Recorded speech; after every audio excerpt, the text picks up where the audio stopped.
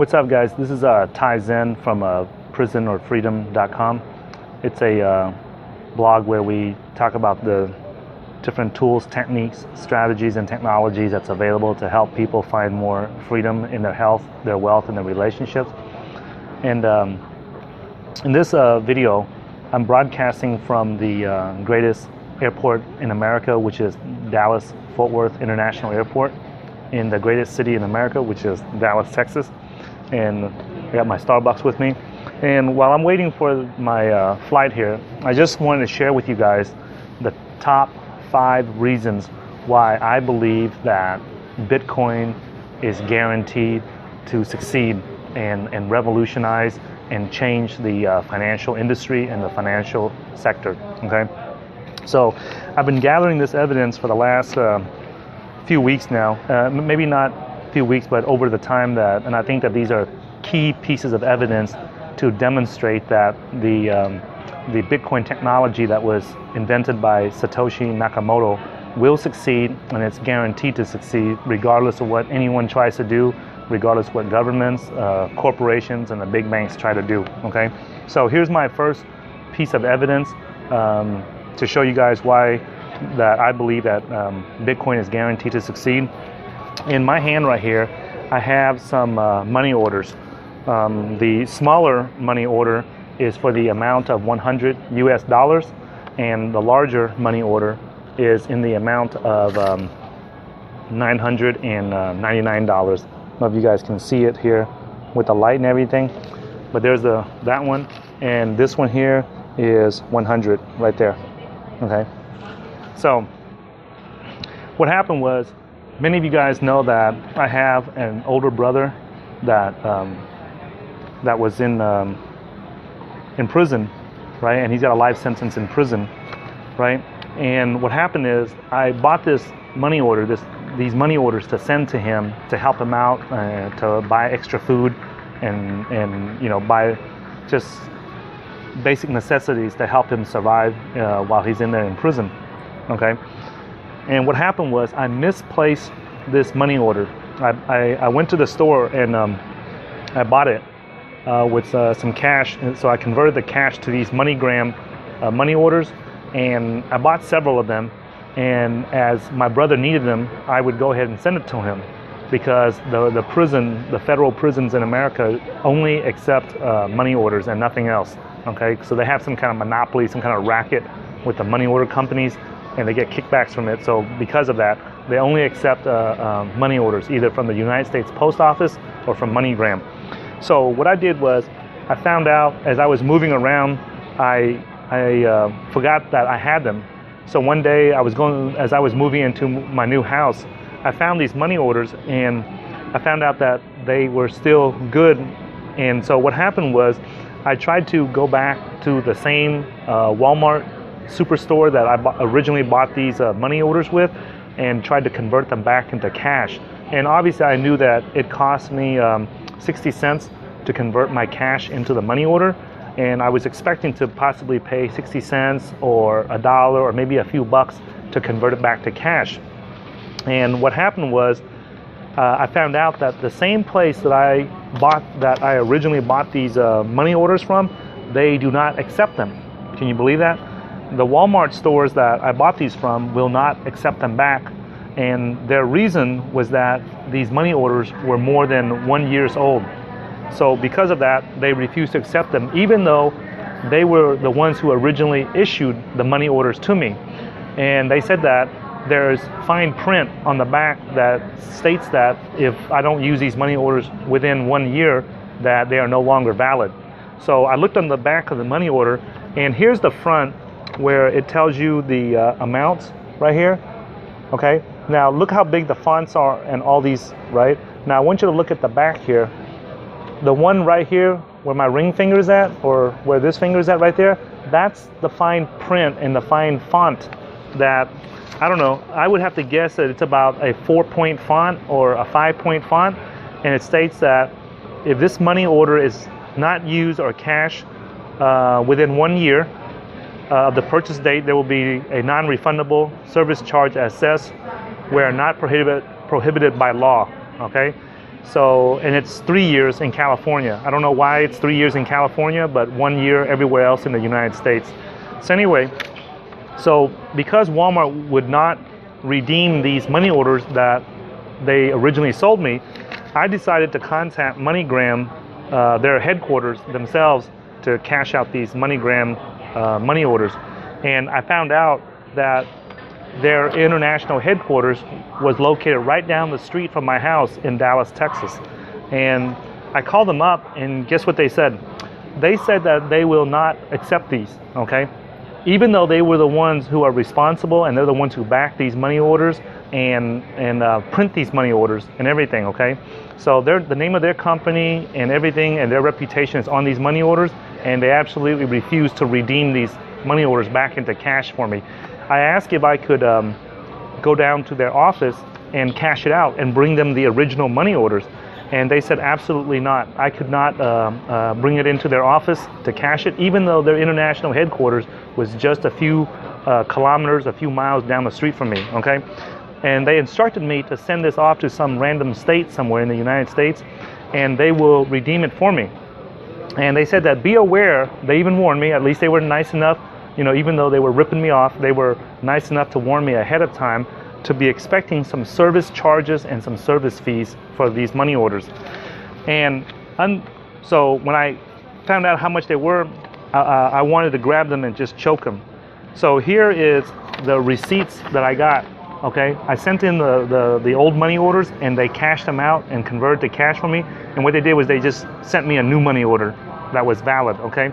So this is the one here for $100, and I'm just gonna fold it here so you guys can see it. If you'll see right there, that's the $100 amount right there. And notice over here, they charged me a $15 processing fee, and then they charged me an additional $18 for a service fee. So to redeem this $100 money order back into cash, okay, they charged me an additional $33 to convert this back to cash, okay? Now, I don't know why that this is even legal in the United States. The Secret Service should look into this. They're the ones that was responsible for these things, and the FBI. And they do this every day. And in Texas, where I'm from, we have a lot of Mexican immigrants and a lot of Mexican people that send money back to their families in Mexico. And these are the types of fees, and these are the types of highway robberies that they are exposed to here in the state of Texas, okay? Now that's just for the $100 one. Now, this is the one that they redeemed me for the $999, okay? So there it is, right there, $999. And they carry the same $15 processing fee right there, and they charge an additional $21 in processing fee. Now, keep in mind, the $15 and the $21 for this one amounts to about 33 bucks. This is $33 off of $999 money order to convert this, for them to print me a new money order. Now, keep in mind that the original money orders that I have here still contain the serial numbers for the money orders right there, meaning that they should be able to look it up in their system, in their ledger, and be able to identify that these money orders have not been cashed, and that I can verify that I still have them, and they should be able to easily verify in their ledger, that in their accounting ledger, that these have not been spent. So that it should be very easy for them to redeem this. If I was a company and I was a business and somebody told me that they had not redeemed these, I would check in my accounting ledger, verify that, and then pay them back. I would not rip them off by charging them $33 to redeem a $100 money order, or charge $33 to redeem a $999 money order. So that's my first piece of evidence to share with you guys, to show that there's absolutely no reason why Bitcoin cannot succeed, because these highway robberies, these fees, and these BS transactions that the institutions are doing to the people, this is not going to carry on forever. And you know, MoneyGram, I hope that they go out of business. I hope Bitcoin puts them out of business for all these stupid fees that they're charging, okay? So that's my first piece of evidence, right? Now I want to show you guys the second piece of evidence that I have to prove that why I believe that Bitcoin is guaranteed to succeed. So I have the USA paper today, right here, and it's for October 21st, 2014. In case you're watching this in the future, and the headline reads right here that 500 million records stolen in 12 months. Okay, and these are personal identity, credit cards, and things like that. And I'm just going to read a few random sentences out of this USA Today newspaper. It states here that the U.S. financial sector is one of the most targeted in the world. The FBI and the Secret Service officials said at the cybersecurity event organized by the Financial Services Roundtable. The event came in the wake of mass hacking attacks against Target, Home Depot, JP Morgan Chase, and other financial institutions. In case you are listening to this outside the United States, Target is a huge retail clothing store, and Home Depot is a huge retail home maintenance supplies stores. You know, that's where you get all your supplies to build homes and stuff and maintain your home, and plumbing and stuff at Home Depot. And JP Morgan Chase is one of the biggest banks in America and around the world. So these are very, very big and large institutions. They're very noticeable. They're very well known. And it states here that federal officials have warned companies Monday that hackers have stolen more than 500 million financial records over the past 12 months, essentially breaking into banks without ever entering a building. So those days of Jesse James and those guys walking into the banks and robbing them, those days are over. Nowadays, people are robbing banks, you know, from inside their basement. And to further verify that, here's a quote here.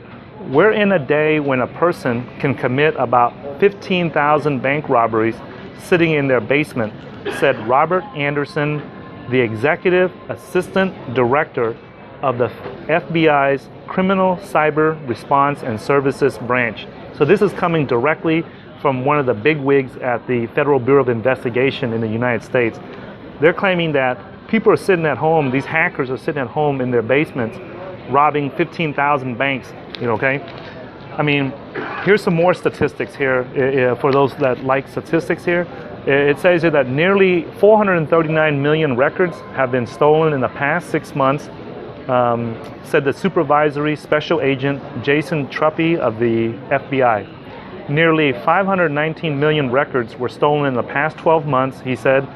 About 35% of the thefts were from website breaches, 22% were from cyber espionage, and 14% occurred at the point of sale when someone bought something at a retail store, and 9% came when someone swiped a credit or debit card, the FBI said.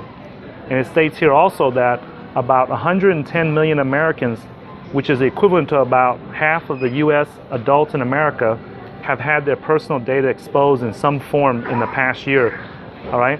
So I'm not going to continue reading the rest of this article. What I want you to understand is that the reason why these 500 million records were able to be stolen in 12 months is because the way that our credit card system and our financial system is set up is it was set up for in-person transactions. They were never ever developed to be used across the internet. And that's why it will never work. No matter what they do, and no matter how much they secure the credit cards, it will never work across the internet. There will always be somebody breaking into databases to steal these records and sell them offline for $1 a piece or 50 cents a piece. And to you and I, that may not seem a lot, but there's a bunch of hackers around the world in third world countries that for them, it's worth their time to sit there and hack into a bank or into a large retail institution to steal all their credit cards, okay? So that's my second piece of evidence to share with you guys to demonstrate why I believe that Bitcoin is guaranteed to succeed, because there's no way in the world that you're going to go in and steal 500 million Bitcoin users' accounts or records. The reason why is because there will be someone, the entire network is constantly monitoring it, and the people that are processing all the Bitcoin transactions that are volunteering to do so, they're keeping a careful eye on the Bitcoin network. So this, I would be very, very comfortable in saying that that's almost impossible to do within the Bitcoin financial system and network, okay? So good luck with all these hackers trying to do that. They've been trying since for the last 5 years to hack into the Bitcoin network, and they have all failed, okay? Let me say that again. They have all failed. The reason why is because these people that are processing the Bitcoin transactions, it's in their benefit and it's to their advantage, and they profit financially from making sure that the system does not get hacked. All these media stories and all these BS stories that you hear in the media about people getting their Bitcoin hacked and stuff, it's only because they disconnected their personal accounts from the entire Bitcoin network. If they kept it connected to the network, it would be secured, okay? So just keep that in mind. That's the second piece of evidence. Now, along the same lines, I'm going to present the third piece of evidence of why I believe Bitcoin is guaranteed to succeed. This is my credit card here from Chase Bank, right? So I've had this credit card for many years now. I think 3 or 4 years, and then every couple of years they send me a new one. On this credit card, right, and not only does it contain my legal name and information, but it also contains basically the key, right, the information on the front, which allows anyone to recognize that it's my personal account. And then on the back of this card, right, it also contains the private information that only I should know, okay? And as long as you have the information from the front of the card, the numbers and the public information on the front and the private information on the back of the card, right, then you can use my credit card to make payments and pay for stuff and steal money from me, all right? Now, if you guys are watching this, there's no point in trying to zoom in on this video and get all these numbers because this card is no longer valid, all right?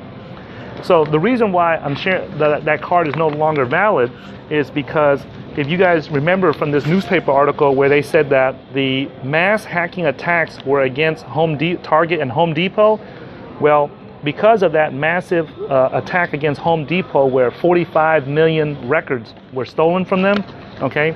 From Target and from Home Depot, because of that, my bank at Chase Bank here sent me a notice saying that my credit card is no longer valid because of those stolen records. Now, can you imagine how many customers that Chase Bank has? Can you imagine that how much it would cost to send out this letter and a new credit card to all their customers who got hacked? Now, keep in mind that Chase Bank had nothing to do with Target or Home Depot, okay? And their systems, right, got hacked, and now Chase Bank has to pay for that security breach, right? Imagine that somebody else did not secure their computers, okay? Alarm bells went off at the data centers, the security centers that were monitoring Home Depot, and they ignored it. They completely ignored the alarm bells that went off. It's not like no one knew that they were being hacked, okay? They were being hacked, and they were watching as the hackers transferred the stolen identities and stolen credit card information from Home Depot and transferring it to an outside database from Home Depot.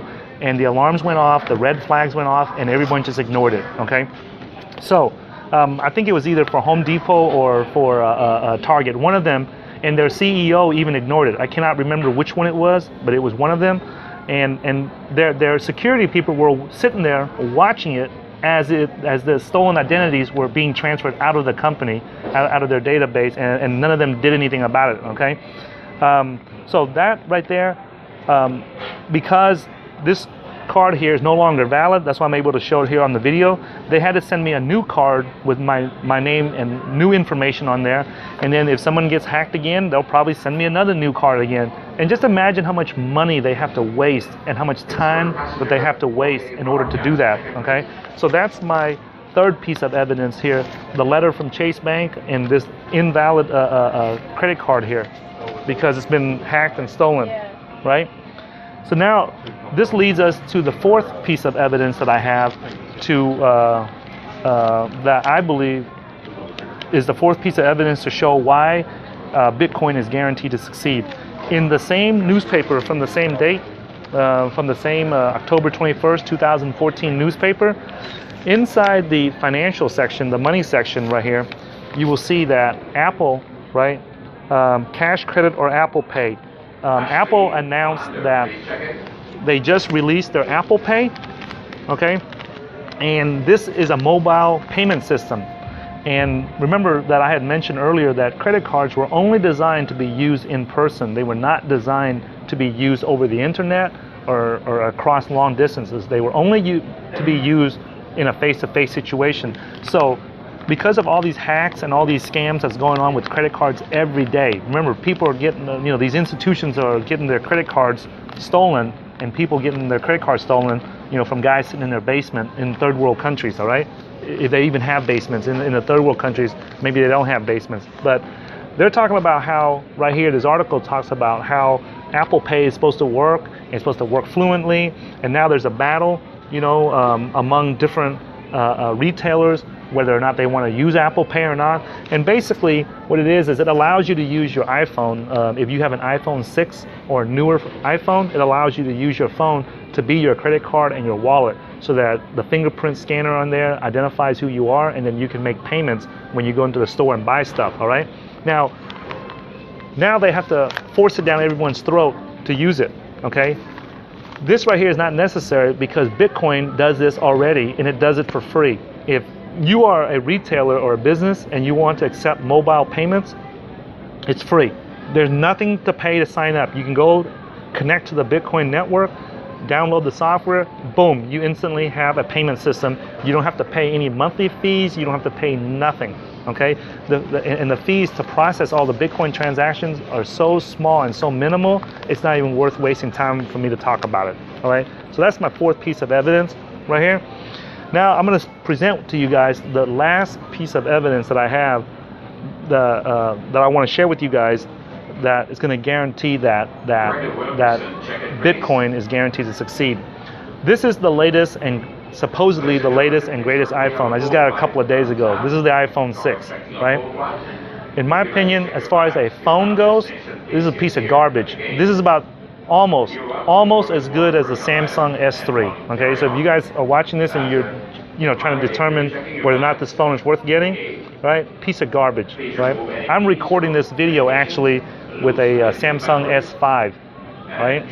And this, I have to have it for work, so that's why I got it, And this is the worst phone ever, but that's not the reason why I'm bringing it up. I'm bringing this up because it was the first time that I've ever used any kind of Apple products. I've never used iPods, iPads, Mac computers, or nothing. This is the first Apple product I've ever used in my life, okay? In 2014 too, by the way. So I was completely shocked when I activated this phone.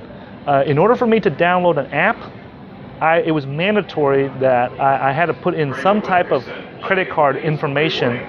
I had to give my personal credit card information here to Apple in order for me to use their phone. Now, if you guys think about this, what does my credit card have anything to do with the phone?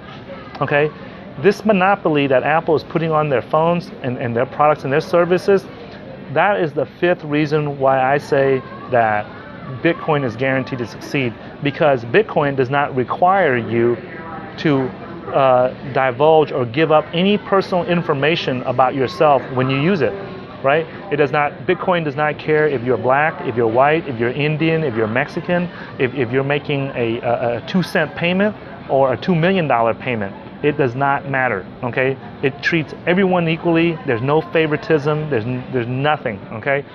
So this right here is the last and fifth piece of evidence that I'm going to show, okay? Because of that, okay? Because the way that it's being forced down everyone's throat, you have to input a credit card information in order to get to access to their app store, okay? When you force things on people, it's never a good thing, right? Let the free market dictate what the consumers want, okay? So my flight is almost here, right? So that's all the time that I have. And I just wanted to just take that moment to share with you those 5 reasons why I believe that Bitcoin is guaranteed to succeed in the coming future. Don't let the recent falls in price deter you, right? Look at the technology and what it's allowing people to do across the world. Appreciate you. Thanks for watching this video. And if you have any questions or comments, leave it in the comment section below. And I'll look forward to seeing you guys in a future video.